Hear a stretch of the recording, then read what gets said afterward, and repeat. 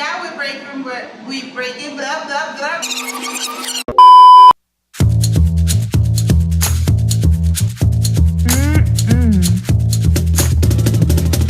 Hello friends, this is Mira. We're breaking bread with Mira. We want to welcome you today to our first series of Tell Us What Your Hustle as you cook with Coach Mira. And here with me joining me is Michelle Moss from Moss & Johnson, or Johnson Moss. Johnson Moss. And Michelle is going to help us today make a curry chicken because that's one of her mom's favorite recipes. And I'm going to do a little twist on how to make it easy, fast, and just with a notch of healthy. So stay tuned. Michelle, you mentioned that your mom makes curry chicken, and this is one of my favorite recipes to make. But I have kind of a healthier variation of it. So these are the ingredients we're gonna use. We have some culantro, which in Puerto Rico we call it recao. And then we have some regular cilantro. Now these little crunchy slaw, I like to put on top just to give some crunchiness to the dish too. Then we have onions, we have diced tomatoes. For the roots, I decided to add a little bit of a combination. So we have sweet potatoes, we have red potatoes, we have green plantain, and we have taro root, which in Puerto Rico we also call it yautía, and it's delicious. And then we have some thyme. This is a mix of salt and pepper.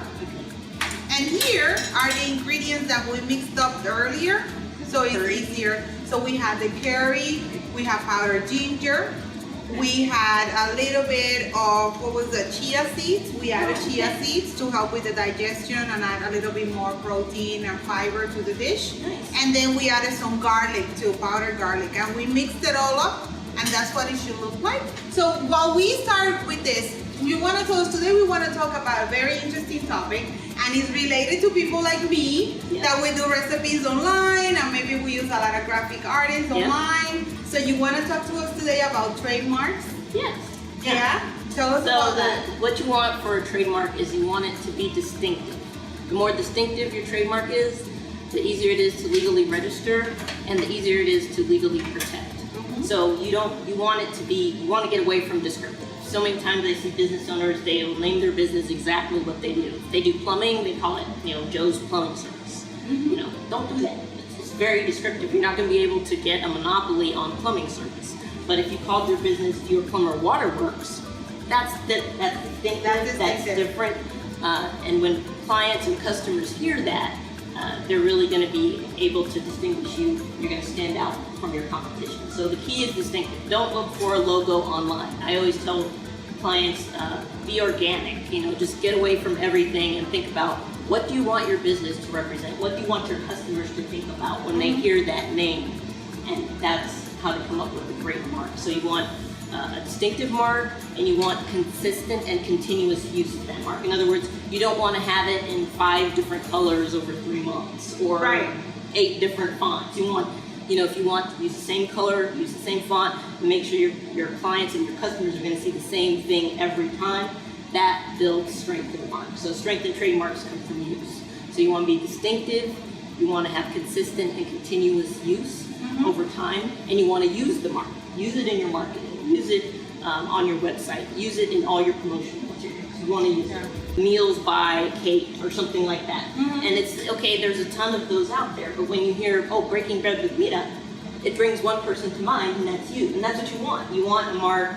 A trademark does 2 things. It has to designate the source of a good or service, and then it has to distinguish that good or service from others in the marketplace. And I think your name does that beautifully.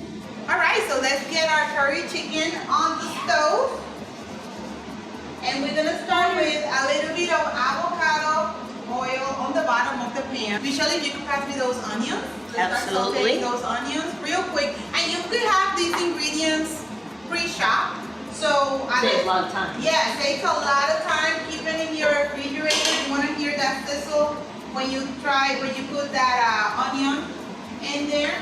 And we're just gonna let it saute for about 2 minutes. So it releases its flavors and it creates the base of our curry chicken.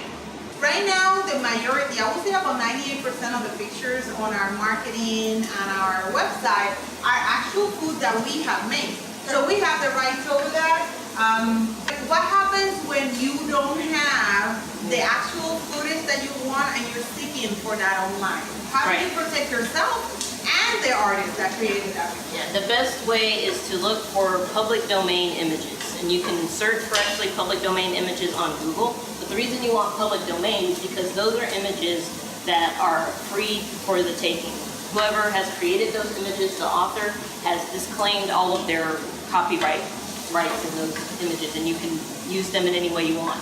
If you didn't take the photo and you're not, or the image, or you didn't create the image and you're not the author of it, then you don't have the copyright in it and somebody else does. So you're not free to just take any image that you may see and use it. And it doesn't matter that it doesn't have the copyright symbol on it, because they changed the law in '84. Just because you don't see a copyright notice on something doesn't mean it's not protected by copyright. It could be a registered copyright.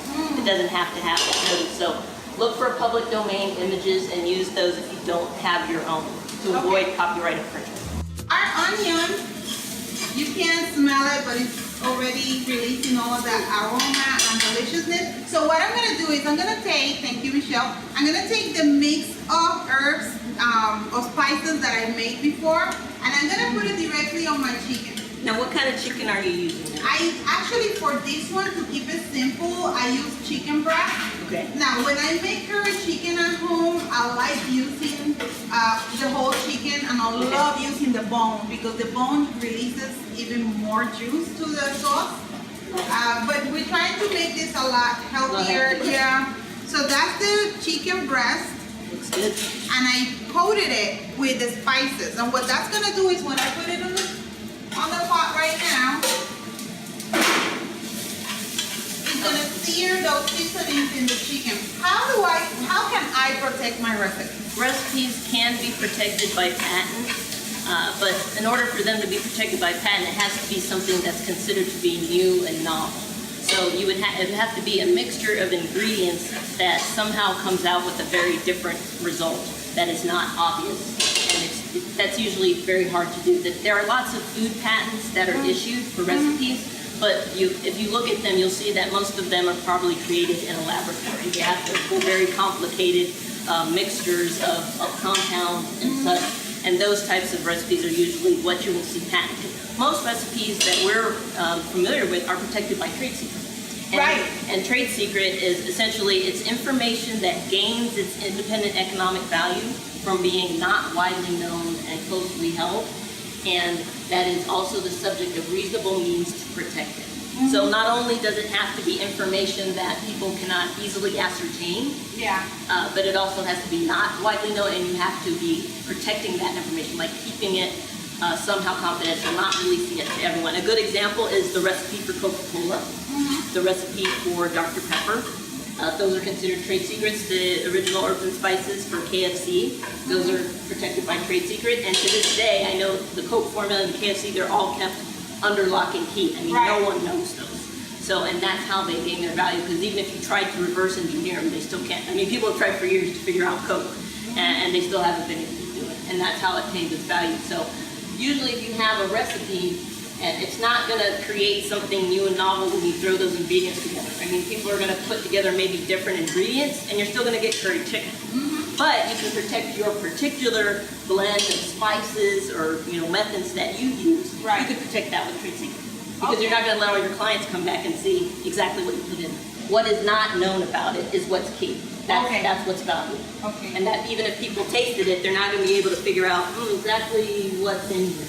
So, and you have to be also be careful to subject that to some type of reasonable means of protection. In other words, if you write that recipe down, you got to keep that under lock and key. You can't let everyone see it. You can't, be making the recipe and just have it laid out there for everyone to see. And keep it in your head. Agreement, maybe. Yeah, if there's going to be people in the kitchen that are assisting you, sure, absolutely, they should sign one letting them know that, hey, these recipes that you're going to be working with are my creations and they're protected by trade secret. Absolutely. Excellent. So once we have the chicken seared, we're going to add the herbs.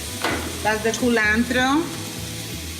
That's our thyme, our cilantro. This is a little bit of salt and pepper already mixed. Then I'm gonna add the diced tomatoes, the taro root, the plantains, and then the sweet potato and the red potato. And then we're gonna add about a cup of low sodium chicken broth. We're gonna mix it, and I know it doesn't look like it has a lot of juice. You could add more of the chicken broth, but I actually like it when it's a little thicker, the sauce. And once you have it ready like this, you're gonna cover it, and that's going to simmer for about 15 to 20 minutes and medium high. This is the final product. I had some already made, and it smells just wonderful. And that's one thing I love. Yes, it's healthier than the original versions. And that's one thing I love about curry chicken. It's so aromatic. And this is comfort food. I don't know about you, but to me, So I had a little bit of brown rice that I had made earlier. I'm gonna put some of that on the center of the plate right there. Yeah, my mom made this, when I was a little girl. I used to watch her make it all the time. Yeah. I wasn't big on curry growing up, but now I love it. Like it. I love it. This is one of my to-go. She had to make it without the pepper for me. She liked a lot of pepper. Yeah. She put a habanero in there or something. Oh yeah. So actually, I left this one mild, but look what I got. I'm not gonna show because of the trademarks, but I do have some hot sauce because I'm extra like that, and I like mine. None for me. Yeah, she wants the mild, and that's what we did. Save my son. Yes. So let's taste. Yes, please. It's delicious.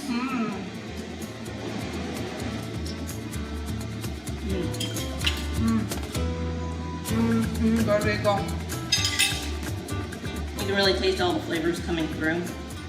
So simple to make, and again, you could have all of your ingredients already done. Michelle, you were talking earlier about protecting pictures. Yes. Now, I do have a question for you in regards to the recipes. How does that work? Like, if I post a recipe and somebody else makes it, do I have a claim on it, or? Yeah, usually it's good. You can use facts are not copyrighted, first of all, and it depends how you're using it. If you're to wholesale, take the entire recipe, say, and copy it and put it on your site, that's probably not good. Yeah. You could possibly say, I modified a recipe created by such and such, and you can find it here. But the less that you use, the better. You only want to use usually short quotes are okay. And citations are okay to prove a particular point, but there are certain things that aren't copyrightable.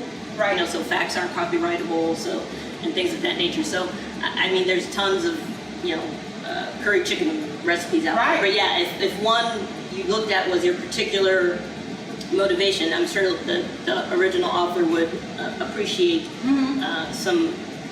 getting some attribution with that. Right. But the number one thing you want to always do is, when in doubt, if you don't own it, get permission. Just ask them, hey, can I link to your site? Can I link to your recipe? Get permission up front, and that stops problems later. Now, as far as your question, like if they're using it, most people are going to say yes. If someone else is using it, it depends what the use is, because there is a concept called fair use, which allows some use under limited circumstances of other people's copyrightable work. And remember, copyright attaches as soon as the work is fixed. So it doesn't matter that it's not registered with the U.S. Copyright Office. It still has copyright protection. So what you should do, it depends how they're using it. Are they taking it and passing it off as their own, or are they selling it, or something like that? Or are they making money off of it? Yeah, then that could be an issue. But if they're using it, as you said, and saying, hey, here's a link to 15 great curry chicken recipes, and yours might be one of them, that's probably okay. Okay, all right. And you brought up earlier a really great example, a real example of what we were talking about. So you want to share with our audience? Yes, recently I just had this article from the Orlando Sentinel, and it's regarding the U.S. Postal Service is going to have to pay an artist $3.5 million. $3.5 million. For using his version of the Statue of Liberty on their Forever stamp. This was the Forever stamp that came out in 2011. And what happened was they were looking for the image of the Statue of Liberty that's in New York. Well, they actually came across an image by this author, Robert Davidson. He's actually a sculptor, and he created a miniature Statue of Liberty for New York Casino in Las Vegas. And that's the image that they actually used. And as soon as he saw that stamp, he knew that right away that was his Statue of Liberty. So he filed the suit, and now here we are 7 years later, and the Postal Service is going to have to pay him $3.5 million because they violated his rights as the copyright owner. One of your exclusive rights when you register your copyright is the right to reproduce the work in copies. Right. So I'm sure they made a ton of copies because it says here in this article, 70 million they made that was profits the profit from that stamp. Wow. So he's going to get a cut of that because they were unaware that they were using his Statue of Liberty and not the actual Statue of Liberty that's in New York. Yeah. So it can cost you, and it doesn't matter that you did not know. That's the other thing. Intent is not a part of these copyright infringement or trademark infringement. So even if you didn't intend to do it, if the elements are there, you're going to be liable for that copyright infringement. So be careful. Wow, and a good thing that he found out because he's gonna have $3.5 million. I don't think that was the intention when he created that image. Yeah. So if you want more information about protecting your brand, trademarks, and all of this great for your business, how can people reach out to you? You can find me at www.johnsonmosslaw.com, and we also have a YouTube channel, and you can follow us on Twitter and Facebook.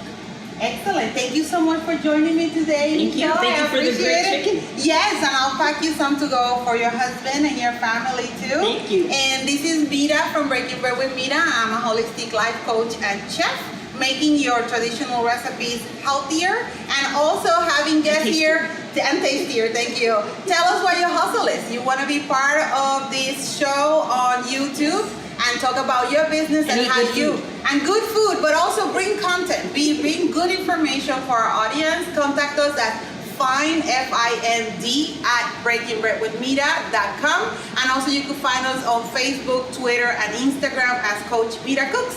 So until next time, thank you very much and stay healthy. Thank you. Yep. We're gonna eat this now.